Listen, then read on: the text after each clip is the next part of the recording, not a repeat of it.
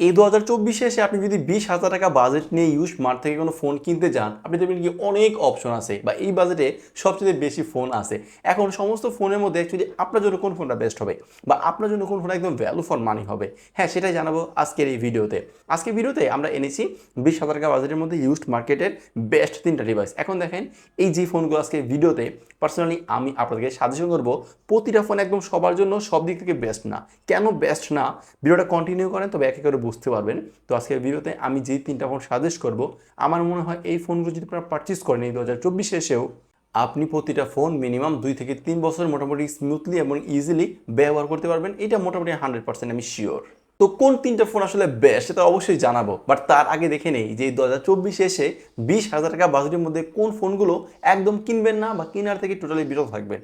আচ্ছা, প্রথমত বলবো যে ফোনটা কিনবেন না সেটা হচ্ছে সোনি এক্সপেরিয়া 5 মার্ক 3। ভাই এই ফোনটা কিন্তু আমি বেশ কয়েক মাস আগে রিভিউ করেছিলাম, সেখানে কিন্তু পজিটিভ অনেক কিছু শেয়ার করেছি।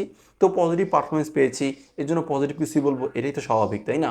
তবে দেখতেছি বর্তমানে সোনি এক্সপেরিয়া 5 মার্ক 3-তে প্রচুর পরিমাণে গ্রিলানের প্রবলেম দেখা দিতেছে। তো এই জন্যই বলবো, যদি আপনার ফোন কেনার পর যদি ফোনে কোনো গ্রিলেন প্রবলেম চলে আসে তাহলে তো ফোনে কোনো ভ্যালুই থাকতেছে না। তবে কেন আপনি ফোনটা পারচেস করবেন? তো ওই ফোনটা বলবো সোনি এক্সপেরিয়া 5 মার্ক 3। এই 2024 এসে যদি 20,000 টাকা দিয়ে পানো তো ওই ফোনটা আপনারা স্কিপ করে যান। আর দ্বিতীয়ত যে ফোনটা স্কিপ করবেন সেটা হচ্ছে শার্প অ্যাকুয়াস R6। হ্যাঁ, এইটাও কিন্তু এই প্রাইস রেঞ্জে যে কনফিগারেশন প্রোভাইড করতেছে নিঃসন্দেহে সাজেস্ট করার মতো একটা ফোন। বাট ভাই এই ফোনে কিছু সমস্যা আছে। প্রথমত দেখবেন আপনি শার্প অ্যাকুয়াস R6 এর যদি কোনো সমস্যা হয় আপনি ফোনটা রিপেয়ার করতে পারবেন না, কারণ ওইটার কোনো পার্টস পাতি বেসিক্যালি আমিও বসুন্ধরাতে বা যমুনাতে ওইরকমভাবে পাই নাই। সো দ্যাটস ওয়াই বলবো এই ফোনটা স্কিপ করে যান। আর শার্প অ্যাকুয়াস R6 এর ক্যামেরার এক্সপিরিয়েন্স ততটাও ভালো পাওয়া যায় না। আর ওই ফোনের ডিসপ্লেতে না ভাই আমি দেখলাম কিছু ড্রেন পাওয়া যাচ্ছে বর্তমান সময় যে ফোনগুলো সেল হচ্ছে বা আপনাদের কাছে 2-1 মাস ইউজ করার পরে না ফোনের ডিসপ্লে দেখা দিচ্ছে একদম গ্রিন লাইন পড়তেছে, বিষয়টা এমন না, বাট ওই আপনার কাপাকাপি হয়ে যাচ্ছে, সাদা হচ্ছে, এরকম সমস্যা। তো সেই জন্য বলবো যে শার্প অ্যাকুয়াস R6 এই ফোনটা স্কিপ করে যাওয়াটাই বুদ্ধিমানের কাজ হবে। তৃতীয়ত 20,000 টাকা বাজেটের মধ্যে যে ফোনটা কিনবেন না সেটা হচ্ছে স্যামসাং ব্র্যান্ডের স্যামসাং গ্যালাক্সি S20। এই ফোনে মোটামুটি গ্রিলেনের প্রবলেম তো আছে, পাশাপাশি বর্তমান সময় যে স্যামসাং গ্যালাক্সি S20 ফোনটা সেল হচ্ছে না, ম্যাক্সিমাম ফোন কিন্তু রিফারবিশড। তো সেক্ষেত্রে বলবো এই 3টা ফোন, অর্থাৎ প্রথমত Sony Xperia 5 mark 3, Sharp Aquos R6 এবং স্যামসাং গ্যালাক্সি S20 যদি একটু 20,000 টাকার মধ্যে পাওয়া যায়, বাট তবুও এই ফোনটা আপনারা স্কিপ করেন। আচ্ছা, কোন ফোনগুলো এখন বেসিক্যালি আপনারা কিনবেন বা কোন ফোনগুলো বেসিক্যালি আমার থেকে সাজেশন থাকবে সেগুলো দেখে নিচ্ছি। 3 নম্বর অবস্থানে আমরা যেই ফোনটা রাখছি সেটা হচ্ছে পিক্সেল ব্র্যান্ডের পিক্সেল 5। চলেন তাহলে এই ফোনের কনফিগারেশনে কী কী আছে সেটা দেখে নিচ্ছি আর কাদের জন্য এই ফোনটা দেন আমরা আলোচনা করব।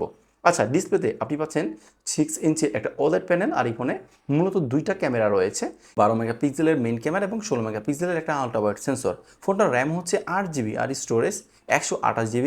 প্রসেসরের জায়গায় আপনি পাচ্ছেন Qualcomm স্ন্যাপড্রাগনের 765, যেটা 5G প্রসেসর, 7 ন্যানোমিটার আর্কিটেক্টের বিল্ড আপ করা প্রসেসর। ফোনের ব্যাটারি আছে 4080 mAh এর ব্যাটারি এবং এইটা প্রাইস 20,000 টাকা বা 20,000 টাকার নিচে। আমার কাছে মনে হয়েছে ডে টু ডে লাইফে নর্মাল ইউজের জন্য Pixel 5 this is one of the best choice for you. তবে এইটা কিন্তু আবার সবাইকে সবভাবে সাজেশন করা যায় না, কারণ যেহেতু Qualcomm-এর 765 5G প্রসেসর মোটামুটি পাওয়ার এফিসিয়েন্ট, ডে টু ডে লাইফে নর্মালি কাজের জন্য এটা ঠিকঠাক আছে।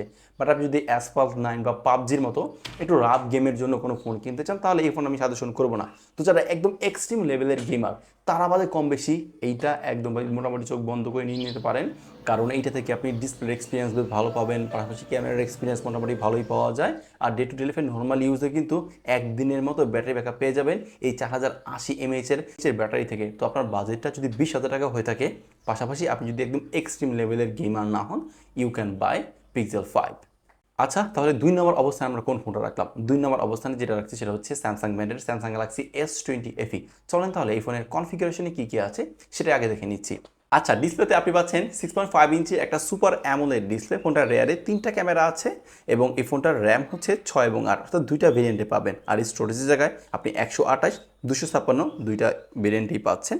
এবং প্রসেসরের জায়গায় আপনি পাচ্ছেন Qualcomm স্ন্যাপড্রাগনের 865, যেটা 7 ন্যানোমিটার প্লাস আর্কিটেক্টের বিল্ড আপ করা প্রসেসর। ফোনের ব্যাটারি রয়েছে 4500 mAh ব্যাটারি এবং এটার প্রাইস 20,000 টাকা। তো আমার কাছে মনে হয়েছে এটাও কিন্তু আপনার 20,000 টাকা বাজেটের মধ্যে one of the best choice হতে পারে। এটা থেকে আপনি ভালো একটা ক্যামেরার এক্সপিরিয়েন্স পাবেন, ভালো ব্যাটারি ব্যাকআপ পাবেন, আর ডিসপ্লের জায়গায় যেহেতু সুপার অ্যামোলেড ডিসপ্লে সেখানে আর কথা করে কী বলবো। তবে এখানে যেহেতু একটা সুপার অ্যামোলেড ডিসপ্লে আছে, এখানে কি গ্রিন লাইন পড়বে? দেখুন ভাই, আমরা স্যামসাং গ্যালাক্সি S20 FE কিন্তু আহামরি ওইরকম গ্রিন লাইনের প্রবলেম পাইনি। এখন আপনার যদি কপালটা খারাপ থাকে ভাই, পড়ে যেতে পারে। 120 হার্জের কোনো প্যানেলে, অ্যামোলেড প্যানেলে কোনো গ্যারান্টি দেওয়া যায় না। তো সেক্ষেত্রে বলবো এইটাতে আমরা যেহেতু গ্রিন লাইনের প্রবলেমটা কম দেখেছি বা কম পেয়েছি, সেক্ষেত্রে এটা মোটামুটি সাজেশন করার মতো একটা ফোন। তো সেক্ষেত্রে বলবো ডিসপ্লে এক্সপিরিয়েন্স ভালো পাবেন, ব্যাটারি ব্যাকআপটাও ভালো পাবেন, আর ক্যামেরাও কিন্তু মোটামুটি ডিসেন্ট একটা পারফরমেন্স দিবে এই স্যামসাং গ্যালাক্সি S20 FE। তো আপনার বাজেটটা যদি 20 থেকে 21,000 টাকা হয়ে থাকে, অবশ্যই স্যামসাং গ্যালাক্সি S20 FEটাও পছন্দের তালিকা রাখতে পারেন। আচ্ছা, তাহলে 1 নম্বর অবস্থানে আমরা কোন ফোনটা রাখলাম? 1 নম্বর অবস্থানে যেটা জায়গা করে নিয়েছে সেটা হচ্ছে সনি ব্র্যান্ডের সনি এক্সপেরিয়া 1 Mark II। চলেন তাহলে এই ফোনের কনফিগারেশনে কি আছে সেটা দেখে নিচ্ছি, দেন আমরা উপস্থাপন করব কেন এই ফোনটা পারচেস করবেন বা কারা এই ফোনটা পারচেস করবেন। আচ্ছা, ডিসপ্লেতে আপনি পাচ্ছেন 6.5 ইঞ্চির একটা OLED প্যানেল। এই ফোনটার রেয়ারে 3টা ক্যামেরা আছে, 3টা ক্যামেরাই 12 মেগাপিক্সেল করে, অর্থাৎ 12 মেগাপিক্সেলের মেইন ক্যামেরা পাচ্ছেন 12 মেগাপিক্সেলের আলট্রা ওয়াইড সেন্সর এবং টেলিফটো লেন্স। ফোনটার র্যাম হচ্ছে 8 GB আর স্টোরেজ 128 GB। প্রসেসরের জায়গায় একইভাবে এই ফোনটা তো আছে কোয়ালকম স্ন্যাপড্রাগনের 865, যেটা 5G প্রসেসর, 7 ন্যানোমিটার আর্কিটেক্টের বিল্ড আপ করা প্রসেসর। ফোনের ব্যাটারি জায়গায় আপনি পাচ্ছেন 4000 mAh এর ব্যাটারি এবং এই ফোনটার প্রাইস 20,000 টাকা। 20,000 টাকা বাজেটের মধ্যে সনি এক্সপেরিয়া 1 Mark II এই ফোনটা আমার কাছে দ্য বেস্ট ফোন মনে হয়েছে। কেন? সনি এক্সপেরিয়া 1 Mark II কিন্তু কোনো প্রকার কোনো গ্রিন লাইনের প্রবলেম নাই। পাশাপাশি এটাতে আপনি কোয়ালকম স্ন্যাপড্রাগনের 865 যে চিপসেটটা পাচ্ছেন, এটা থেকে বেশ ভালো একটা এক্সপিরিয়েন্স পাবেন ডে টু ডে লাইফে নর্মাল ইউজে আপনি গেমিং করেন বা নর্মালি ফোনটা ইউজ করেন। পাশাপাশি যদি এই ফোনের ডিসপ্লের কথা বলি, হ্যাঁ, এই ফোনের কিছুটা চিন বেজেল আছে, একটু বড় সড়ো বা মোটা সোটা, বাট সনির ডিজাইনটাই যেহেতু এরকম, সেক্ষেত্রে এই বিষয়টা কম্প্রোমাইজ করতে হবে। তাছাড়া সনির যে সাউন্ড সিস্টেমটা, আমি বলবো যে আমার কাছে আইফোনের চাইতো না সনির সাউন্ড সিস্টেম বা এর ভেজটা বেশি ভালো লাগে। তবে এত কিছুর ভিড়ে কিন্তু সনি এক্সপেরিয়া 1 Mark II যেহেতু আপনার 4000 mAh এর ব্যাটারিটা ইউজ করা হয়েছে, ডে টু ডে লাইফের নর্মাল ইউজে, টুকিটাকি ইউজে মোটামুটি একদিন ব্যাটারি ব্যাকআপ পাওয়া গেলেও রাব ইউজে কিন্তু সনি এক্সপেরিয়া 1 Mark II কিন্তু একদিন ব্যাটারি ব্যাকআপ পাবেন না। তো সেই জন্য আসলে এই ক্ষেত্রে কিছুটা কমপ্লেনের জায়গা থাকে, বাট ব্যাটারি বিষয়টা আপনি যদি মেনে নিতে পারেন বা 4000 mAh ব্যাটারি টুকিটাকে ইউজ করলে, এটা যেহেতু মোটামুটি একদিনের মতো ব্যাটারি ব্যাকআপ দিতে পারে, এই বিষয়টি স্কিপ করতে পারলে এই বাজেটের মধ্যে বা 20,000 টাকা বাজেটের মধ্যে এইটাই বেস্ট হতে পারে আপনার জন্য। তো অল ওভার বলবো সনির যে ক্যামেরার এক্সপিরিয়েন্স, যদি এর সঠিক ফাইলস আপনি নিতে পারেন বা যে আপনার ফটো প্রো বা ভিডিও প্রো, এটাতে প্রপার যদি আপনি ভিডিওগ্রাফি করতে পারেন বা ফটোশ্যুট করতে পারেন, প্রফেশনাল লেভেলেরও কিন্তু ফটোগ্রাফি করতে পারবেন আপনি সনি এক্সপেরিয়া 1 Mark II থেকে।